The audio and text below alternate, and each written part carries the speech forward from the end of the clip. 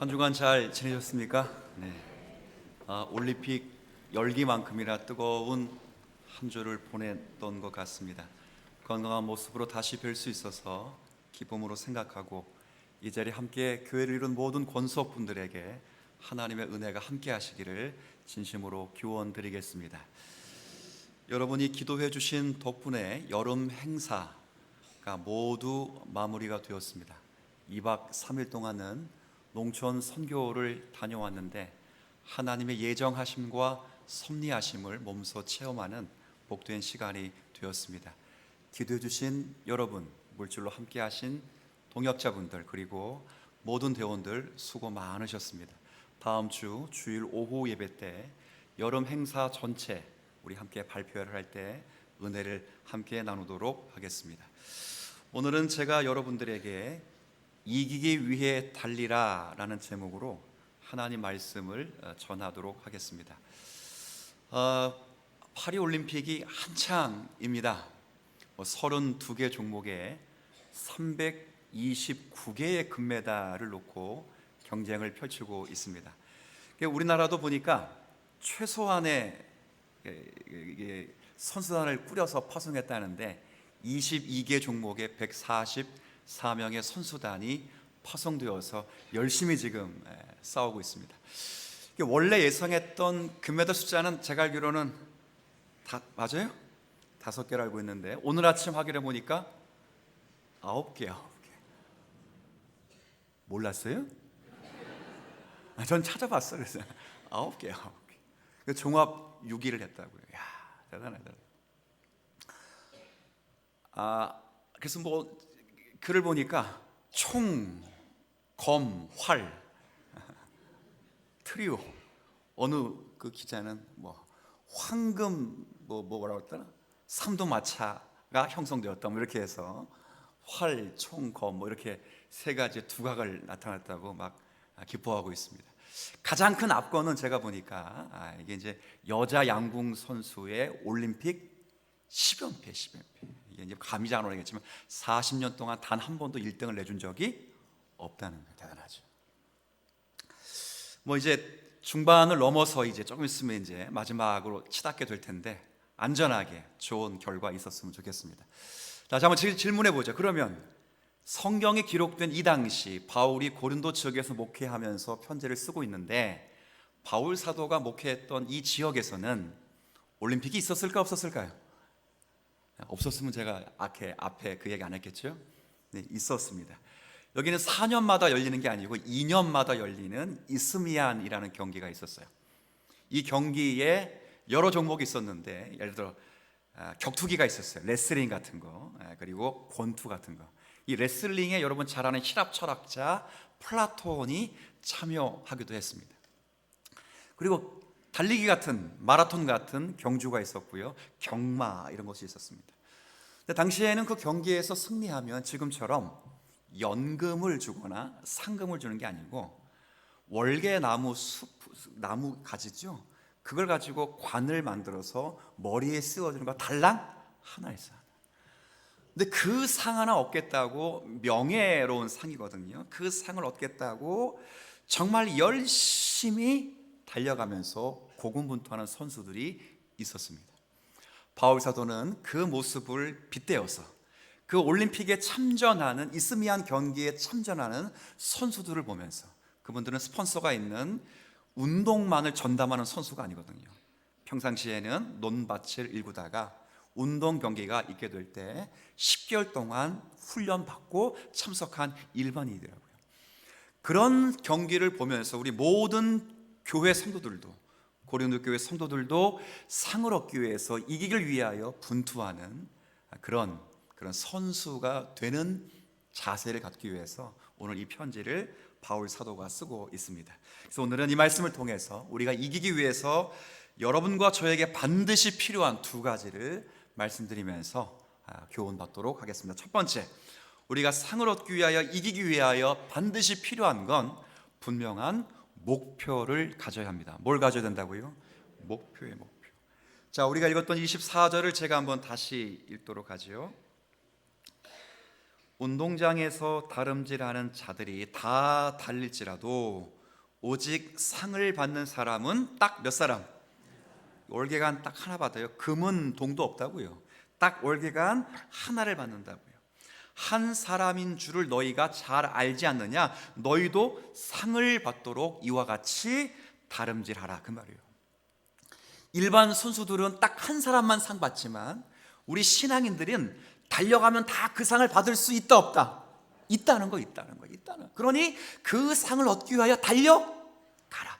분명한 목표가 있어야 돼요. 뭐 받기 위해서? 상 받기 위해서. 상을 받기 위한 목표를 가지고 분명히 달려가라는 거예요. 자, 그럼 물어보십시다. 여러분들이 받아야 될 상은 뭘까요? 제가 받아야 되고 여러분들이 함께 받아야 되는 그 상, 오늘 본문으로 말하면 목표, 우리가 가야 할 그 목적지는 뭘까요? 빌립보서 말씀을 제가 강론하면서, 빌립보서의 말씀을 제가 읽어드리면서 이 상이 다른 상이 아니라 하나님의 부름의 상이라는 것을 제가 여러분에게 말씀드린 적이 있습니다. 빌립보서에 보면 내가 이미 얻었다 함도 아니요 온전히 이루었다 함도 아니라 오직 내가 그리스도 예수께 잡힌 바 된 그것을 잡으려고 달려가노라. 형제들아, 나는 아직 내가 잡은 줄로 여기지 아니하고 오직 한 가지 일, 그 원띵, 한 가지 일, 즉 뒤에 있는 것은 다 잊어버리고 앞에 있는 것을 잡으려고 목표를 향하여 달려가노니 그리스도 예수 안에서, 그 목표란 하나님의 위에서 부르신 뭐라고요? 부름의 상의 상. 내가 그걸 위하여 달려가노라 그랬어요. 이 부름의 상이 뭐예요? 부름의 상. 제가 내내 여러분에게 이야기하는 것, 부름의 상은 다른 것이 아니라 그리스도 안에서 주시는 구원의 완성의 완성. 그리스도를 깊이 아는 것, 그리스도를 깊이 체험하는 것, 그리스도를 온전히 아는 것, 그리스도와 연합하는 것. 우리가 예수 그리스도를 믿을 때, 우리가 죄에서 해방됐다 할 때 그 죄에서 해방되는 것은 죄책에서, 내가 진 죄에 대한 형벌에서 해방받는 거예요. 그러나 성경이 말하는 참된 구원, 부르심의 상은 죄책에서만 해방되는 것이 아니라 지금도 끊임없이 우리를 억누르고 있는 죄의 권세, 죄의 힘으로부터 해방되는 것. 지금도 죄의 힘이 나를 억누르려 그 죄가 저지러 놓은 죄의 오염으로부터, 죄의 부패로부터 해방되는 것. 그리스도처럼 사는 것, 범사에 그와 같이 되는 것, 주 예수 그리스도의 삶을 자신의 삶으로 그대로 재현하는 것, 그리고 그리스도처럼 살고 그리스도처럼 죽는 것. 이게 하나님이 우리를 부르신 부르심의 상이에요. 상. 바울은 그 목표를 향하여 부지런히 달려가는 거예요. 신앙의 가장 중요한 건 내면의 변화예요. 내면의 변화. 사람이 속사람이 변하지 않고 겉사람만 변할 수 있다 없다? 성경은 있다라고 말해요. 속사람은 전혀 변한 것이 없는데 겉사람은 예수를 믿는 것처럼 보일 수 있는 그런 신앙이 있을 수 있다 이 말이에요. 그럴 수 있다는 거예요. 그건 겉사람만 변한 거예요. 겉사람. 언제 확인했습니까? 야곱이 주님을 만나는 야곱 일대기 설교를 하면서 야곱의 생애 속에서 사도행전을 비출 때 거기에 그런 한 사람이 나온 걸 설명했어요.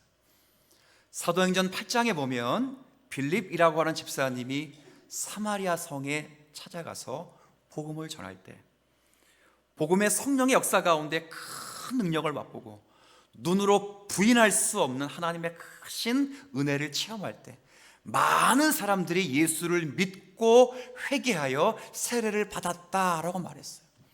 그때 성경은 분명히 이렇게 기록합니다. 그들이 믿고 세례를 받으니 시몬도 그다음 뭐예요?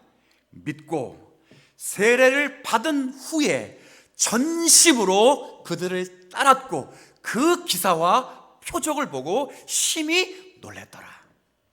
많이 바뀌었죠.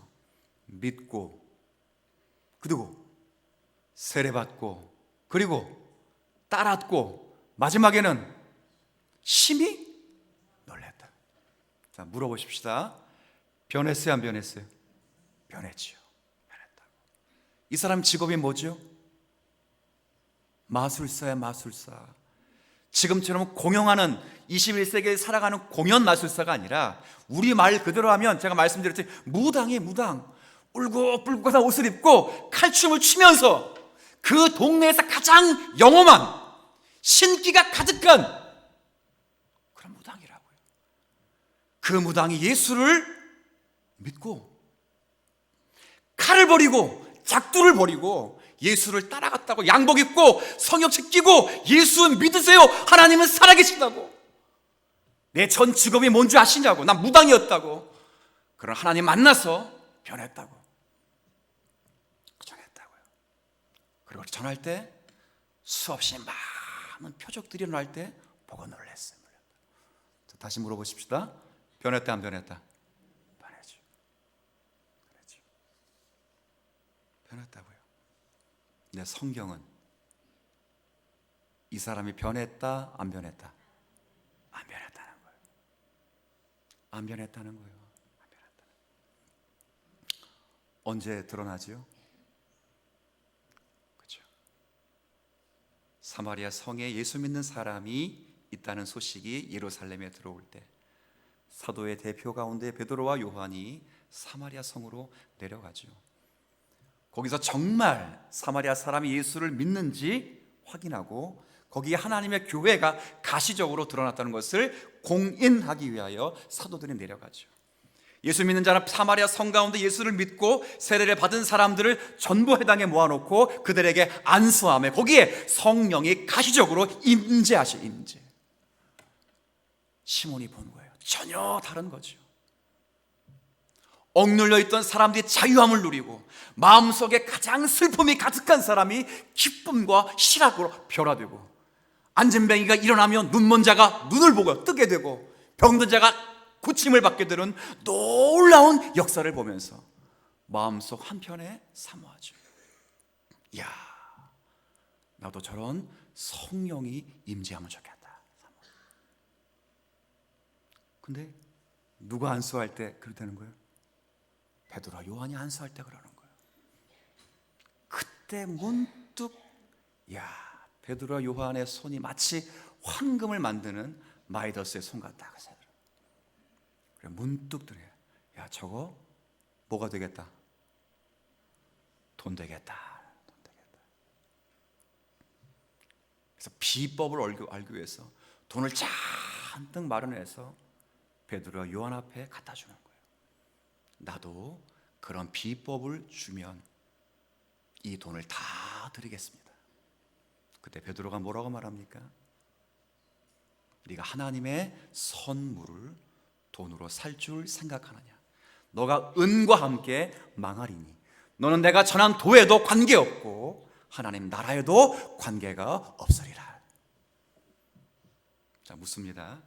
이제 다시 묻습니까? 묻습니다. 이 사람 변했습니까? 안 변했습니까? 안 변했죠. 안 변했죠. 안 변했다고. 제가 깨달은 게 있어요. 하나님이 아니고서도 겉사람은 충분히 예수 믿는 사람처럼 바뀔 수 있다 없다? 있다는 거예요. 근데 내면의 세계가 바뀌지 않는 사람은 언제든지 결정적인 계기가 되면 그 본 모습이 드러나는 거예요. 성경이 가장 중요하게 여기는 건 우리의 내면의 세계가 그리스도처럼 변화되는 거예요. 시몬, 그 시몬이라는 사람이 성령이 강력히 임하는 모습을 볼 때 사실 그때 기도해야 돼. 주님, 저에게도 그런 성령을 주옵소서. 그래서 병든 자를 고치고 치료하고 고통받는 수많은 사람들을 건져 예수님께로 돌아오게 할 수 있는 은혜를 베풀어 주옵소서. 하나님, 제게도 이런 성령의 은혜를 주십시오라고 기도할 수 있어야 되는데, 내면의 세계가 변하지 않으니까 툭 드는 생각이 돈이 되겠구나, 그 생각을. 겉모양 바뀌었죠. 무당의 옷 던져버리고 칼 던져버리고, 그렇죠? 양복 입고 성경책 끼고. 그런데 전혀 변한 게 없는 거예요. 제가 늘 여러분에게 말씀드립니다. 우리가 거룩한 일을 한다고 해서 그 사람이 거룩한 사람이 되는 게 아니에요. 하나님의 일을 한다고 해서 하나님의 사람이 되는 것도 아닙니다. 그 사람이 예수라는 이름을 많이 말한다고 해서 그 사람이 예수처럼 되는 게 아니에요. 내가 주의 이름으로 선지자 노릇하고 내가 주의 이름으로 귀신을 쫓아냈지만 주님이 하신 말씀이 불법을 행한 자가 내가 너를 도무지 알지 못하노라, 모르는 거예요. 주님이 가장 원하시는 건 우리의 속사람이 변화되는 것인 줄로 믿습니다. 변화되는 거예요. 내면의 선화가 변화되는 거예요. 겉사람이 변한 것은 모두 하나님이 변화시킨 것이 아니에요. 속사람이 변화되지 않아도 조금 전에 말씀드렸듯이 겉사람은 충분히 변화될 수 있어요. 대부분의 교회의 문제가 뭐예요? 제도 문제 아니라고. 누가 뭐 어쩌고 저쩌고 뭐 목사님이 이렇게 해가지고 무슨 제도가 이렇게 되어가지고, 그 문제 아니에요. 그 사람 자체가 내면이 변화되지 않았기 때문에 그 기회를 타 그게 나오는 거예요. 제가 여러분에게 한번 묻고 싶어요. 저와 여러분의 가장 선명하고 가장 분명하고 신앙에 단 하나밖에 없는 신앙의 목표가 무엇입니까? 라고 물어보면 장로가 되는 것도 아니고 권세가 되는 것도 아니고 11조를 드리는 것도 아니고, 우리 모두가 죄의 책에서 해방될 뿐 아니라 죄의 권세로부터 해방되고 죄의 오염으로부터 해방되어 우리가 그리스도처럼 되는 구원의 완성이 우리 모두의 목표가 되기를 진심으로 축원드리겠습니다. 그게 목표가 돼요. 그게 목표가 되는 거예요. 딱 하나예요, 딱 하나. 영어 성경 찾아봐요. 제가 영어 잘 못하지만 one thing, 딱 하나, 딱 하나, 딱 하나, 딱 하나, 딱 하나,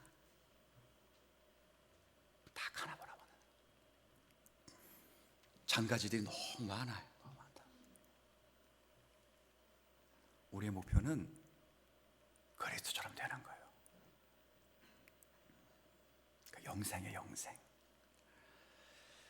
두 번째는 분명한 목표를 설정하셨다면, 두 번째는 이 목표를 이루어 가는 길에 절제를 하셔야 합니다. 절제. 두 번째가 뭐라고요? 절제. 자, 25절 한번.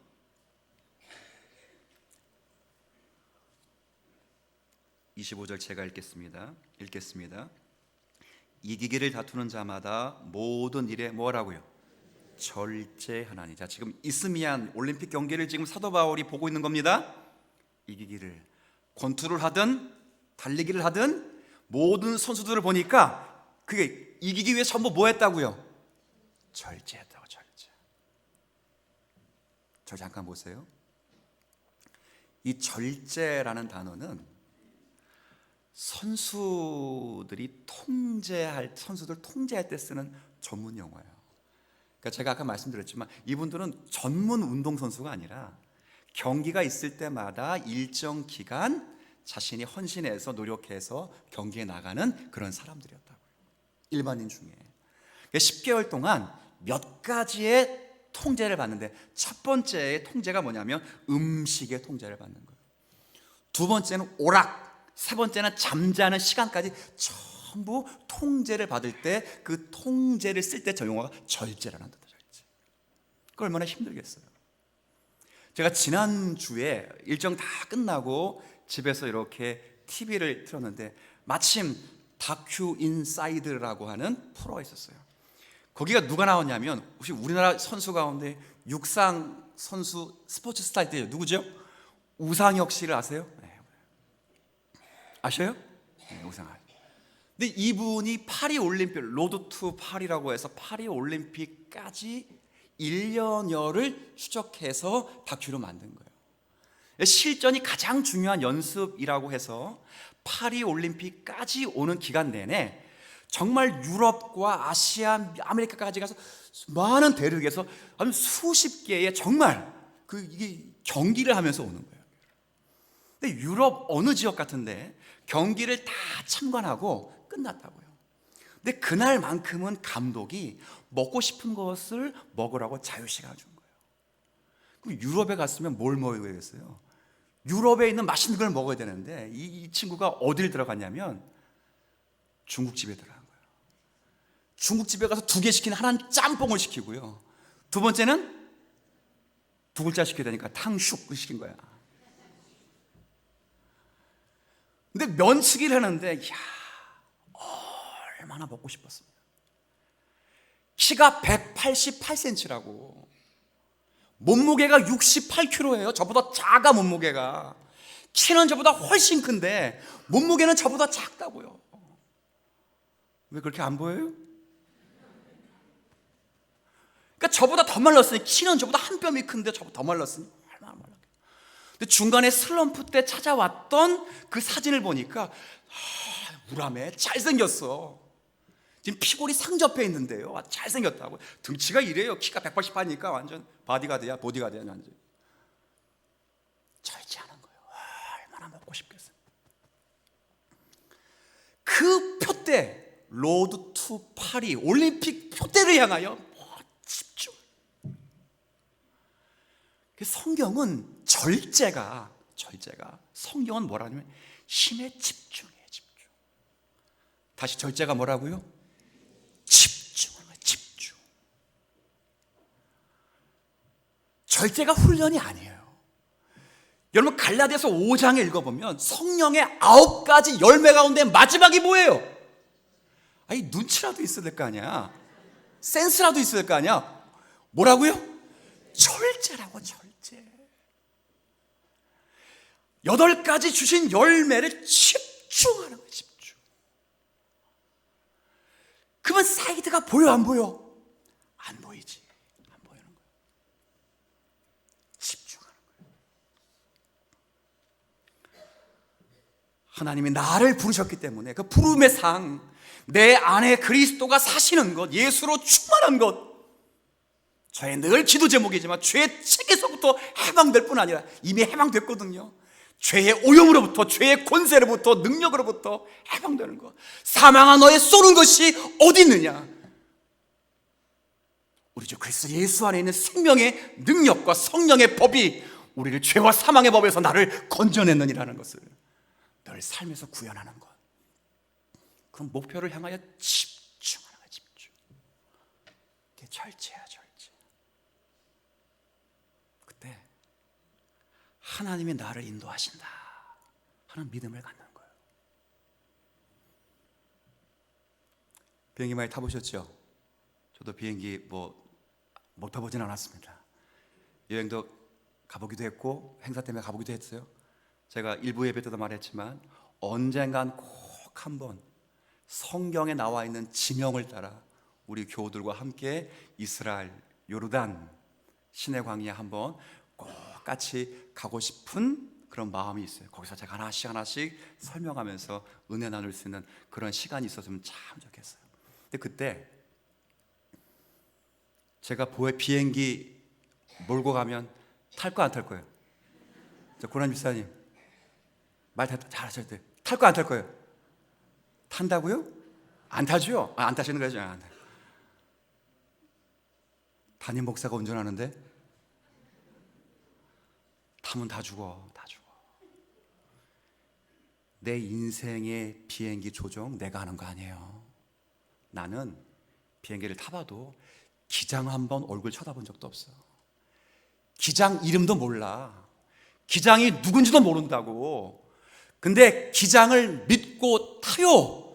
매라 그럼 매고, 풀라 그럼 풀고, 먹으라 그럼 먹고, 다 타라 그럼 타고 내리라 그럼 내리는 거예요. 인생의 비행기 하나님 직접 못 봐도 돼요. 그 인생의 기장이신 하나님이 여러분이 분명한 목표만 설정하시면 그 목표까지 우리의 인생을 날려 보내실 수 있습니다. 믿는 거예요. 그러면 내 인생의 비행기에 내가 기장이 되든 누가 그 핸들 붙잡는 싸움하지 마시고 나는 목표를 보고 뭐하라고 절제 두 글자로 바꿔 말하면 집중하는 거예요.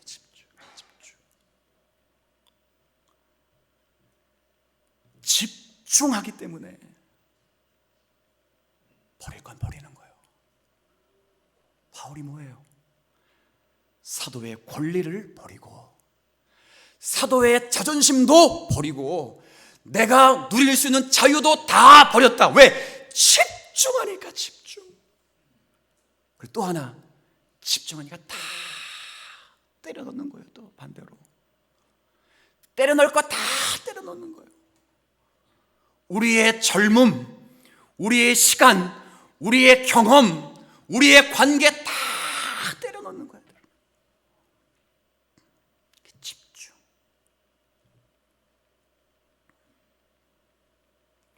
논크원 선교 갔어요. 갔다 왔다고. 힘들었을까요? 안 힘들었을까요? 제가 뭐 거기서 한 번도 힘들다는 말 안 했거든요. 일부 예배 때 했어. 광고 시간에. 힘들었어요 다들. 누가 그랬지? 저한테 목사님 물을 뭐 5병 마셨는데 한 번도 화장실을 못 갔어요. 어디로 나갔니? 찡하더라고. 힘들었어요. 그런데 집중하는 거야. 집중. 그 청년들만 보더라도 집중을 하는데 뭐 젊은 애들 율동하니까 좋대.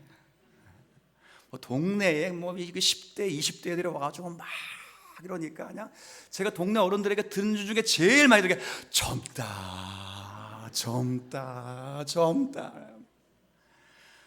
몇 시간 내내 그 30 몇 도요. 그 체감 온도를 재보니까 46도였다고. 46도의 체감 온도에 막 흔들어대는데 가슴이 찡하죠. 찡하다고. 집중하는 거예요. 한 분은 다리도 온전치 않았어요. 근데 그 전기하신다고 집중하다고 끝날 때까지 막 집중하니까 모르죠. 근데 다 끝나고 나니까 다리를 절어 한쪽을 다. 진짜. 그 중간에 오늘 올라오는 그 휴게소에서 다리를 약간 끄시더라고 또. 보면서 참 미안하기도 하고 참 가슴이 좀 찡했는데 집중한 거야. 집중. 여러분 뭐에 집중하십니까? 내 인생 비행기를 내가 핸들링하기 위해 집중하십니까? 그럴 필요 없습니다. 그건 주님의 몫이라고. 지난주 설교 드렸잖아요. 하나님의 언약과 성취 사이의 연결고리는 필요 없다고. 사실은 이삭을 주셨다가 다시 뺏어가는 이유도 그 연결고리가 이삭이 아니라는 거예요. 하나님 자신이라는 거예요. 그런데 우리를 연결고리처럼 사용하시는 하나님은 우리가 그 일을 통해 일이 되게끔 하기 위한 게 아니라 일과 사건을 통해서 나를 그리스도처럼 하나님의 하나님 되심을 품을 수 있는 주님의 자녀가 되게 하시는 놀라운 은혜에 우리를 불러주신 것이에요. 그거예요. 그거. 내가 있어서 일이 되지 않아요. 내가 없어서 일이 안 되는 것도 아니에요. 내가 있으나 없으나 하나님이 예정하신 것은 당신의 섭리하심을 따라 반드시 이루실 거라고. 그럼 우리는 딱 하나예요. 원띵, 한 가지에 집중하는 거예요. 그럼 뭐예요? 구원의 완성, 그리스도처럼 말하고 생각하는 것, 그리스도의 삶이 내 삶에서 재현되는 것, 집중하는 것. 그럴 때 하나님이 여러분의 인생의 비행기를 조정하실 줄로 믿습니다. 버릴 것 잘 버리시고 때려 넣을 것 다 집중해서 넣으셔서 남은 여생 이 일을 통해 하나님의 자녀다운 일에 승리하시는 우리가 모두가 되시기를 주님의 이름으로 축복을 드리겠습니다.